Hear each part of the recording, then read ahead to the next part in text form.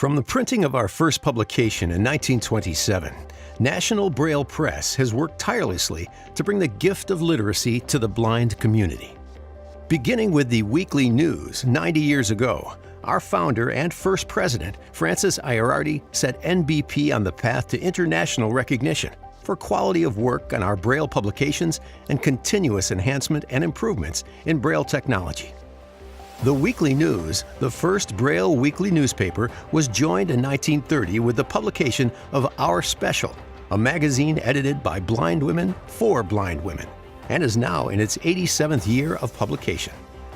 At the end of World War II in 1945, our volunteer corps was formed and began transcribing college textbooks and training materials into Braille by hand. This volunteer base is still going strong today, with more than 450 individuals serving a total of 1,900 hours with us each year in corporate volunteer programs, at our events, and with special projects around the press. Our production grew exponentially in the 1960s as we began to distribute Braille periodicals for other institutions, and again in the 1970s when NBP began to produce magazines like National Geographic and the Braille edition of the New York Times Large Type Weekly for the Library of Congress. We were early and effective in computerizing our Braille production and made the transition to using computers in our transcription in 1978. The cornerstone of NBP's Braille literacy program, the Children's Braille Book Club, began in 1983, and by the end of this year, National Braille Press will have produced 408 different children's book titles as a part of the program, so that blind and sighted parents and children can read together.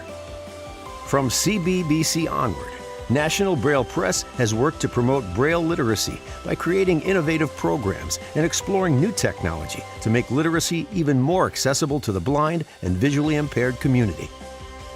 To reach children on a national level, NBP started the Read Books Because Braille Matters book bag program in 2003 to support families of blind children, introduce visually impaired children to a means of independent reading, and give parents the knowledge they need to advocate for their child's right to learn Braille. To date, NBP has distributed 17,714 bags to families, all free of charge. The magic. Harry reappears for everyone to read.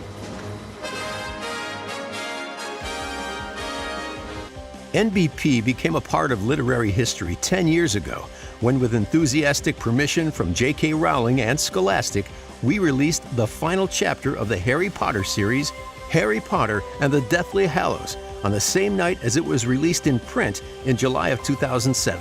The distribution of Harry Potter is about as large a retail phenomenon as takes place in this country.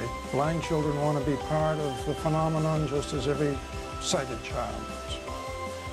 NBP began producing educational tactile graphics in 1997 and has produced more than 1 million graphics since to enhance textbooks, standardized tests, and with the start of the Great Expectations program in 2012, tactile graphics have been used to introduce blind children and their families to the power of reading illustrations. In response to a rapidly changing digital world, NBP took another huge step in progressing Braille technology when the Center for Braille Innovation was created in 2009. Results of the program include the B2G portable Braille note taker and products like the tactile caliper, an innovative mechanical ruler. If I didn't have Braille, I would be absolutely positively lost. For 90 years, National Braille Press has been a leader on the forefront of Braille production, technology, and advocacy. Here's to 90 more years of bringing the power of literacy to your fingertips.